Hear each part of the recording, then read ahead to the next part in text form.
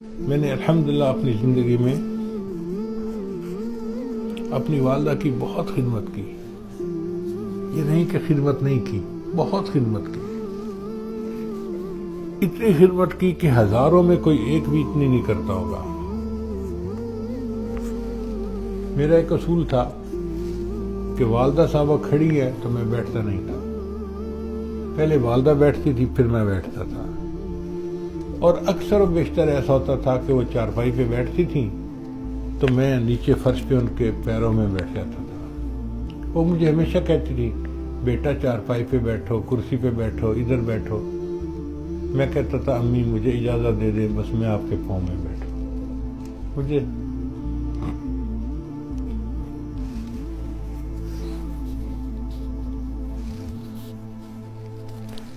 پاؤں میں بیٹھ کے سکون ملتا تھا.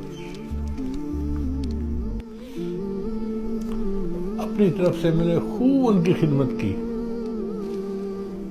لیکن جو دل کی حسرت ہوتی ہے وہ پوری نہیں ہوئی. اب میرا دل کرتا ہے کہ جو اللہ نے مجھے اب دنیا کی آسانیاں دے دی، فراوانیاں دے دی، اس وقت میری والدہ زندہ ہوتی تو میں ان کی کیا کیا خدمت کرتا. مگر اب نہیں ہے.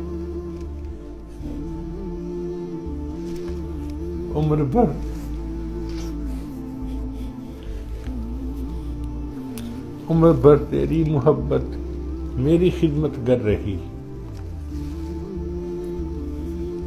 عمر بھر تیری محبت میری خدمت کر رہی.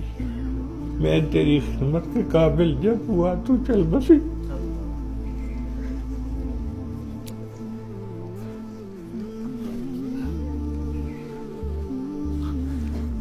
بیٹا جب ماں کی خدمت کے قابل ہوتا ہے تو عام طور پر ماں باپ چلے جاتے ہیں، پھر موقع نہیں ملتے.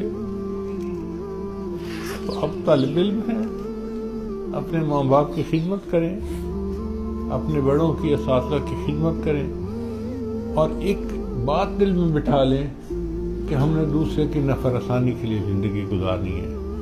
ہماری ذات سے دوسرے کو فائدہ ہونا چاہیے.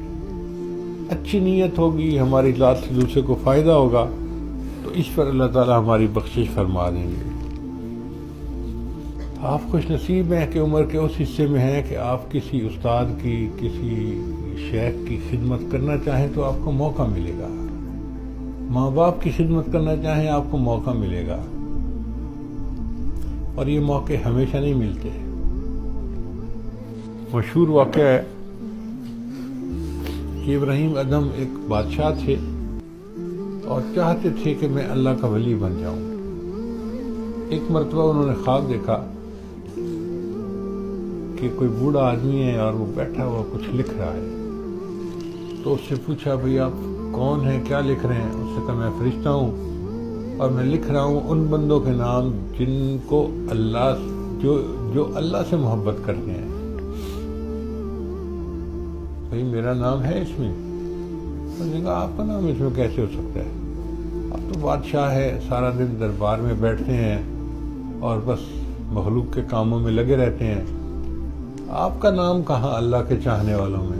یہ تو فقیر لوگ ہیں جو مصلوں پہ بیٹھتے ہیں، اللہ کو راضی کرتے ہیں. تو ابراہیم ادھم نے کہا کہ اچھا اگر میرا نام اس میں شامل نہیں ہو سکتا کہ میں مصلے کی عبادت زیادہ نہیں کرتا تو میں سارا دن اللہ کے بندوں کے کام تو کرتا ہوں نا، تو آپ میرا نام اس فہرست میں لکھ لیں جو اللہ کے بندوں سے محبت کرتے ہیں.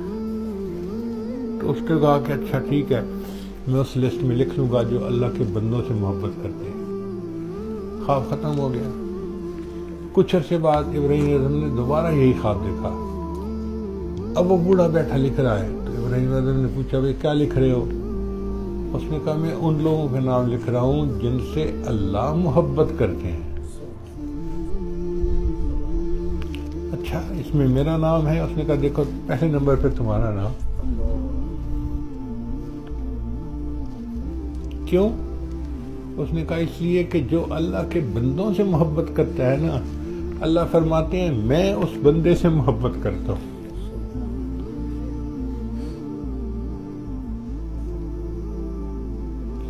یہ کہتے ہیں ارحموا من فی الارض یرحمکم من فی السماء.